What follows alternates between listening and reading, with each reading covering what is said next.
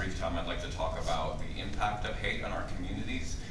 Not just hate that comes from things that are defined as criminal by our state intimidation statutes and federal civil rights laws, but things that are legally protected by the First Amendment that go on as hate incidents.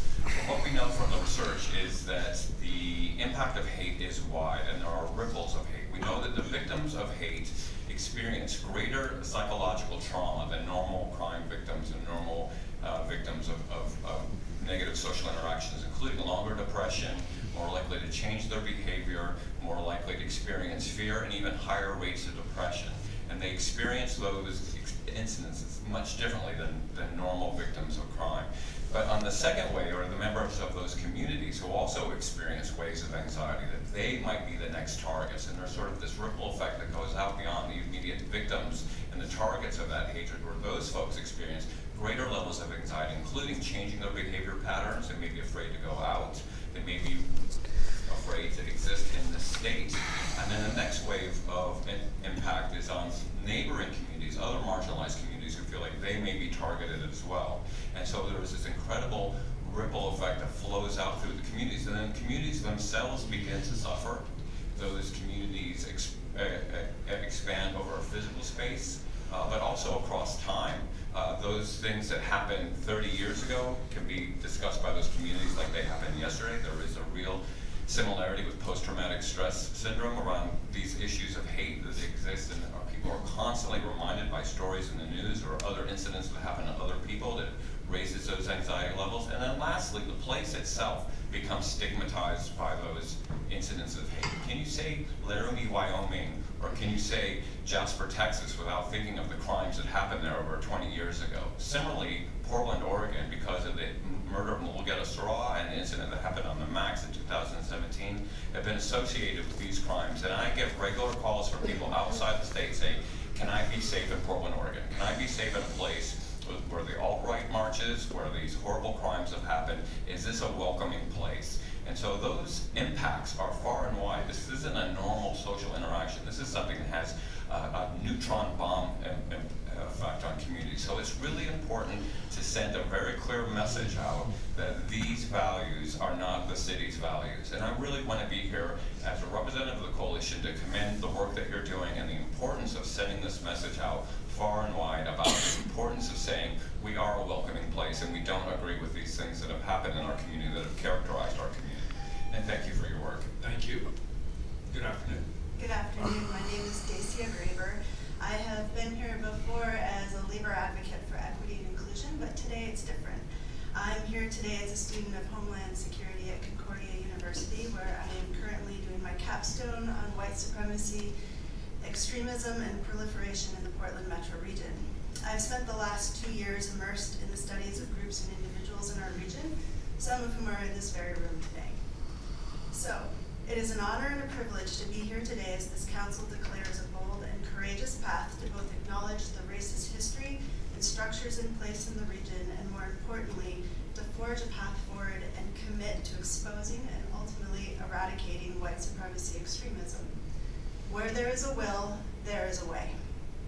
As others have mentioned, in 2018, all U.S. extremist murders and violence were at the hands of far-right and white supremacy extremists. In that spirit, I would also urge the council to recognize that while we have groups that foment hate and exploit our differences, the majority of deadly attacks are at the hands of what has historically been called the leaderless resistance and lone wolves. This ideology dates back to Louis Beam in the 1980s, the man who inspired Timothy McVeigh and the Oklahoma City bombing. Hate groups provided the rhetoric and provide the rhetoric, but it is individuals who act. To this end, I look to the leadership of this city council to empower all organizations working to interdict and end white supremacy extremism, even where that makes us uncomfortable. I hope we can strengthen the bridge between law enforcement communities, our intelligence community, academics, and community activists and advocates. Perhaps this even means finding a path to focusing a partnership with the JTTF on the real terror threat facing our communities, white supremacy extremism. Thank you again for the opportunity to speak on this historic and heartening day. I applaud your initiative and work and look forward to all forging a path together to a just and inclusive city and region, free of hatred, fear, and intimidation. Thank you. Thank you. Good afternoon. I'm Shedrick Wilkins, and I think that racism, sexism, and homophobia are a form of mental illness. I think if you follow these lines of thinking, you won't be able to think rationally. I think we have inventors that in history tend to be white, so people associate white people with great things. Well, that's not true at all. NASA has scientists of different races and colors and sexes. So also, I do believe that racism will lead a person to forms of violence eventually. And the only reason why I want to hear a racist talk is I want to know where he comes from. Where is he getting these ideas? Next three, please, Carl. Next three are, Thank you for your testimony. are Joey Gibson, Steve, and last name starts with a D, and Nicholas Carroll.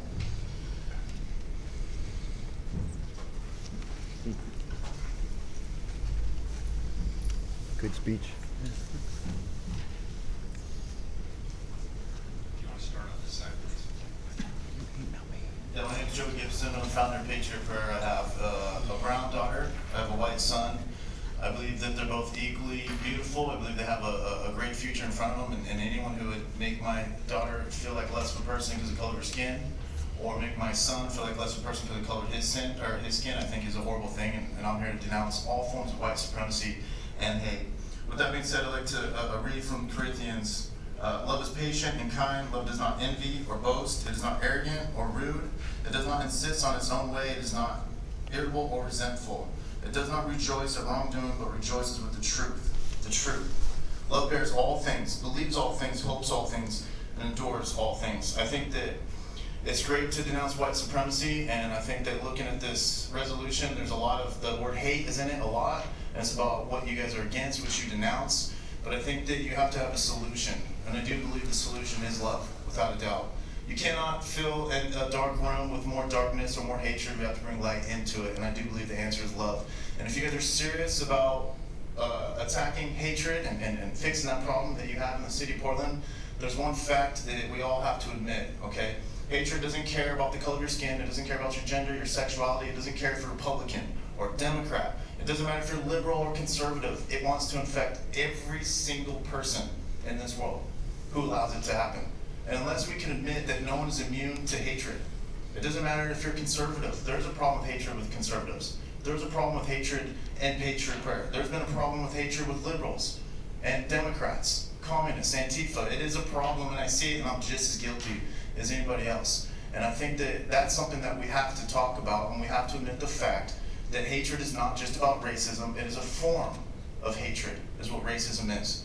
And so I've seen hatred get out of control, and I know that I've made a lot of mistakes in the city of Portland. I stand by my decisions, but I do believe that we have to admit the fact that hatred is going to affect every single person who allows it. And I appreciate you guys bringing this to the forefront and bringing this out for people to have this conversation. Good afternoon. Can you lean forward so we can hear? My name is Steve Drury, and I've been in and around Portland all my life. And I remember severe racism. You know, the guys with the tats on their neck, the scary looking dudes with all the sevens. To me, that's a pure racist. Now, I was sitting on my cam, and I heard about this racist guy, and he was going to speak at Clark College. So I jumped up out of my chair like a citizen. I'm going to beat him down. I got to know him. There's not a racist bone in that man's body right there. And I don't see how anybody could contend him of any such thing. Why don't you get to know him? Are you that afraid? I wasn't. Maybe just a little. I was going into a den of racists. I was going to die. This is what I had. Nicest guy in the world. 2 kids, home, business owner, just a regular Christian guy. His Bible and his family. What I did find out is it kind of gets on his nerves when there's masked criminals running around Portland. And you're allowing it. That's what gets on his nerves. That's true. Yeah, look at me. I'm looking right at you. We know you're doing it. We know this is what this is all about. What? Has Antifa scared you that bad, Ted? Really? They don't scare me. I got tape. Come on, let's go on a walk. We can pray. Have about 500 jackasses pushing you, spitting on you because you want to pray. Well, we have freedom of expression here. I can see your point about racism. We don't want racism. That's been dead in Portland forever. Okay? I don't see it like I did. Okay? It was all over. 30 years ago, Portland was completely full of it. Portland just got a real good job of getting rid of it. Now, I don't live here every day, okay? So forgive me if I don't see it. But here's what I do see.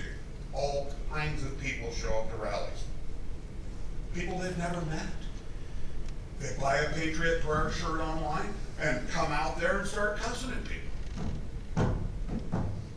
I really think the content of a man's character is way more important than branding someone Patriot Prayer so you're thrown out of Portland.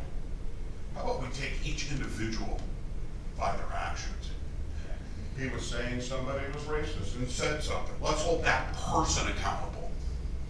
We have no clue who shows up in black masks.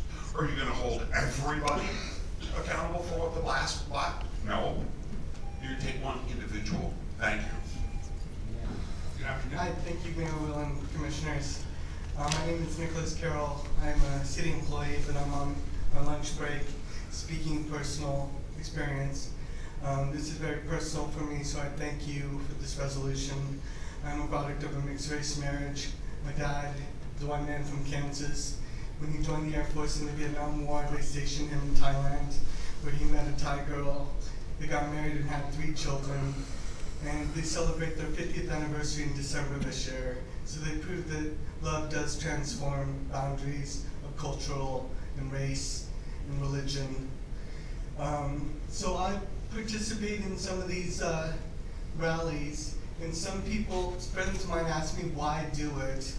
I think Commissioner Saltzman had said in a meeting last year that if we didn't show up, if the counter-protest group didn't show up, they might get tired and not come to Portland anymore. But a week after Charlottesville massacre, there was a rally in Boston where white supremacists showed up. And there's a famous picture where 50 of them were huddled in a gazebo in a park, and 40,000 Boston people showed up on solidarity with the people of Charlottesville. And then last week in my hometown in Stone Mountain, Georgia, the white supremacists had a rally. Stone Mountain's famous for the Klan burning crosses on top. And so the white supremacists canceled the rally when the anti-protesters showed up. So as one who's participated in these events, like the August 4th one was the most intense, and it's kind of disheartening some of the tactics that the police use to feel like it's used against the citizens of Portland. We're defending our city and these people who do not live and work in Portland, and we feel that they're draining the resources of the police department. There's so many things the police can do that is good for the city, and they should not be having to spend overtime dressed up in riot gear, babysitting these 2 groups from attacking each other. I think hate speech should not protect speech. They should pay for their own security. It's draining the city's resources, and it needs to stop. I don't want another summer like the last 2 that we had. I think we're better than that. But I thank you, Mayor and the Commissioners, for what you're doing. Thank you. Thank you very much. Next speaker, please, Carla. The last 2 who signed up are Robert West and Jesse West.